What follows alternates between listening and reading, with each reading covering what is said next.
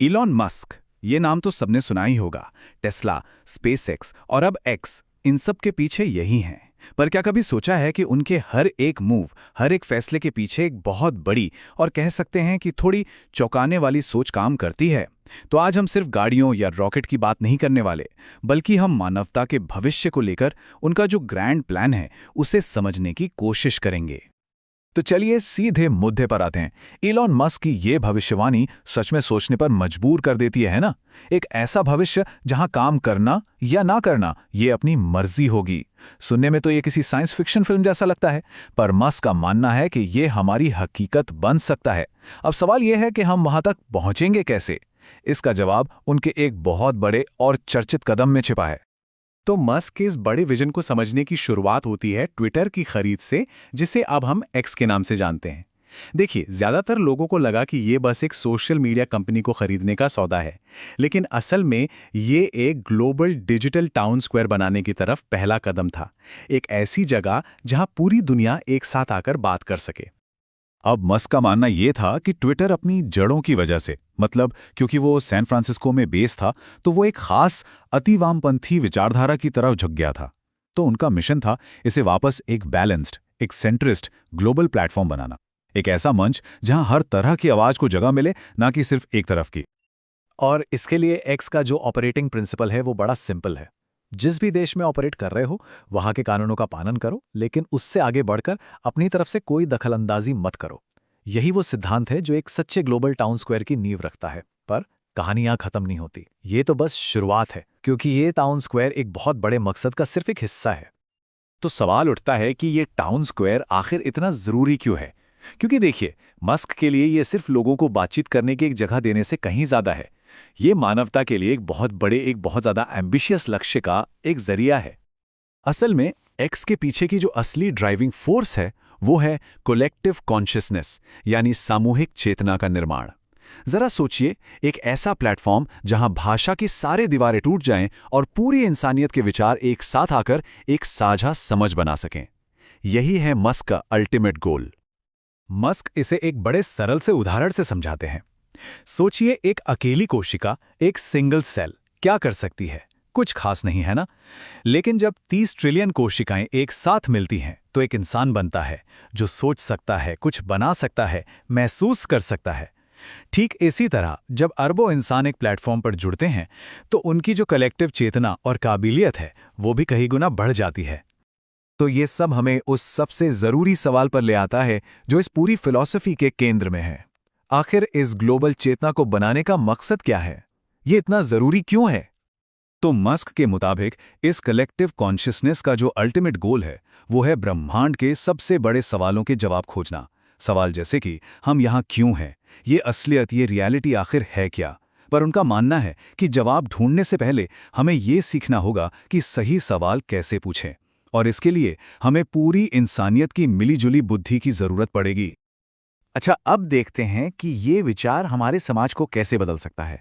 जब टेक्नोलॉजी हमारी सामूहिक चेतना को इस तरह बढ़ाएगी, तो इसका सबसे बड़ा असर हमारी रोजमर्रा की जिंदगी पर पड़ेगा, मतलब हमारे काम पर। मस्क की भविष्यवाणी है कि एआई की जो तेज रफ्तार तरक्की है, वो अगले 2 दशकों के अंदर समाज में काम की भूमिका को पूरी तरह से बदल देगी। ये एक ऐसे भविष्य की बात है जहां काम पैसा कमाने के लिए नहीं, बल्कि अपने पर्सनल सेटिस्फैक्शन के लिए किया जाएगा। और इस भविष्य में हमें यूनिवर्सल बेसिक इनकम यानी यूबीआई की नहीं, बल्कि यूनिवर्सल हाई इनकम यानी यूएचआई की जरूरत होगी। देखिए, यूबीआई में तो बस जीने के लिए बेसिक चीजें मिलती हैं, लेकिन यूएचआई एक ऐसी दुनिया की बात करता है जहां किसी चीज की कोई कमी ही नहीं है। एआई और रोबोट्स हमारे लिए सब कुछ बना सकते हैं, जिसका मतलब है कि हर किसी के पास अपनी जरूरत से कहीं ज्यादा होगा। तो जरा सोचिए, जब सब कुछ इतनी ज्यादा मात्रा में मौजूद होगा, तो फिर पैसे का क्या होगा? वो गैर जरूरी हो जाएगा, इररेलेवेंट हो जाएगा। पैसा असल में है क्या? ये हिसाब रखने का एक तरीका ही तो है कि कौन क्या काम करता है और किसे बदले में क्या मिलता है। लेकिन जब मशीनें ही सारा काम कर सकती हैं, तो फिर ऐसे किसी सिस्टम की जरूरत ही नहीं रहेगी। तो इस भविष्य को सही सलामत बनाने के लिए क्या जरूरी है?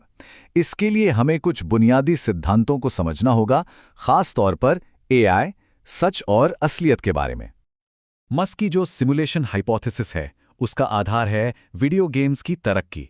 जरा सोचिए, 50 साल पहले पोंग जैसा एक सिंपल सा गेम होता था और आज के गेम्स बिल्कुल असली लगते हैं, फोटो रियलिस्टिक होते हैं। अगर ये तरक्की इसी रफ्तार से चलती रही तो भविष्य में ऐसे गेम्स बनेंगे जिन्हें हकीकत से अलग करना नामुमकिन होगा।